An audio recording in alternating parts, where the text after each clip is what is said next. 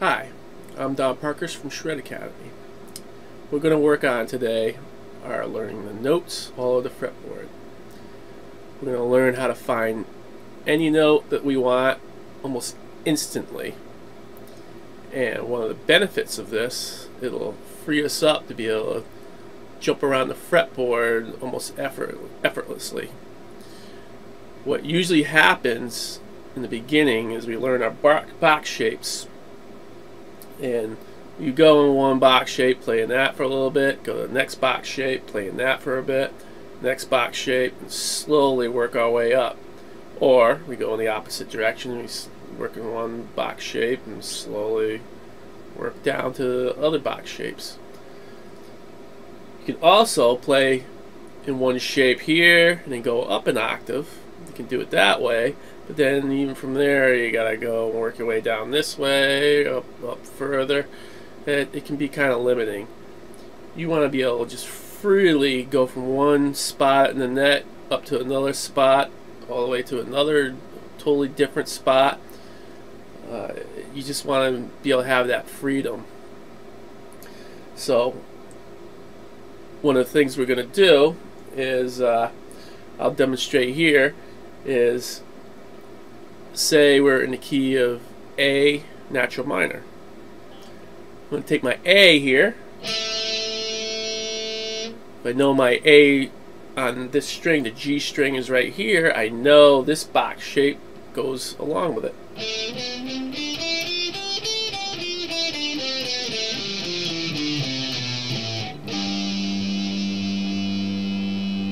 Then, if I knew there was an A over here, I know this box shape goes along with that.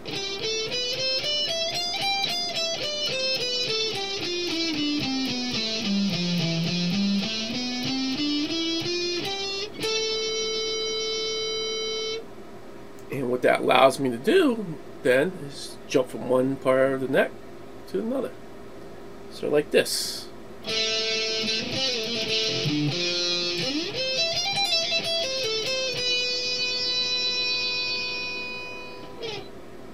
Or let's say I know there's an A here. I could jump from there and then go back down to this position over here. So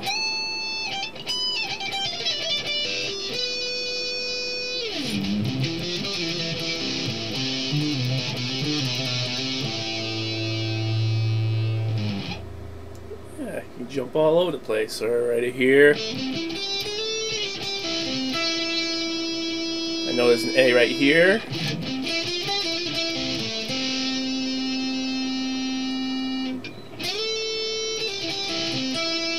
A right there. A right there. That was A. I started right there. So you can pretty much find your A's.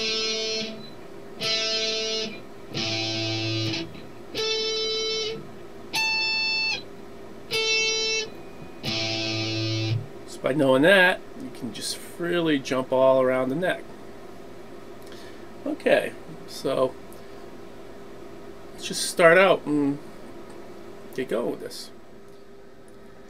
What I'm assuming here is that you're able to find all your notes on your low E string just by counting them up like this. E, F, G, A, B, C, D, E, and F. What we want to do now, though, is be able to go to these notes instantly, jump around, and not have to count up. If I want to find a D, I wouldn't want to have to every single time go E, F, G, A, B, C, D. I want to instantly, alright, I want to find a D, find a G, find a C, I want to find A. Instantly, you want to be able to go to those. So, what we're going to start with is 4 notes is what we're going to concentrate on to begin with. Our E, our G, A, and B. So what do these three notes at these three dots spell out? G, A, B.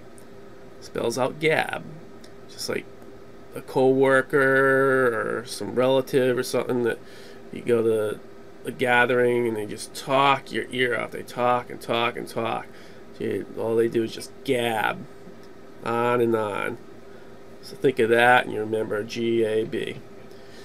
Now, another thing I'm assuming is that you already know that there's half steps in between E and F, and there's also half steps in between B and C. So if I wanted to find a C, all I have to do is think about our G, A, B, word gab. Here's our B, go up a half step, and there's C. If I wanted to find F, I know my open is E. Pretend there's a fret over here, and I'm pressing down E. Go up a half step to F. Here's an F, or go up an octave. Half step up to F. Now all we have left is our D. This fret right here, after the last dot, single dot on our neck up to this point, that's what I think of as the oddball fret. Right here, right after that last single dot. And guess what? D is located on the oddball fret. So there you go. You got the ones and the E. So test yourself. You can randomly. All right, D. Oh, the oddball fret. G. We got gab. Oh, G. I want a C. All right, we got gab. One half step. There's C. And just test yourself like that. All right. So now let's move on to the A string. I'm going to tell you a little story here. Hopefully it'll help you out a little bit. So it's a little silly, but it works. So we got the G, A, and B notes right here. So let's pretend these guys are musicians. They're jamming away over here. It's starting to sound pretty good. And our good old E is over here on the other side of the nut, and he's listening, and he wants to join in. And so he starts talking to these guys, and they all decide, all right, come on over, and maybe we'll form a band. So he jumps over the nut, comes on over to jam these guys, and he sets up all his equipment right next to B, the bass player. So here he is. E's over here, right next to the bass player at the third dot over here. So these guys are doing really well, and it's starting to sound pretty good. So they decide they want to do a CD, record a CD. So guess what these notes are right here? Yes, a C and a D. So we got our band right here. And here's their C, D. Now, back to half steps in between B and C and E and F. We're going to find those notes now on the fretboard, our B and our F. If we want to find a B, just think of, all right, we got C, D. Okay, here's C. Just got to go down a half step to B. And there we go with our B. And of course we have our open A. Find F. We got our band over here of G, A, B, and then our E. Go up a half step. There's our F. Now all I have left is our G. G is in the oddball fret.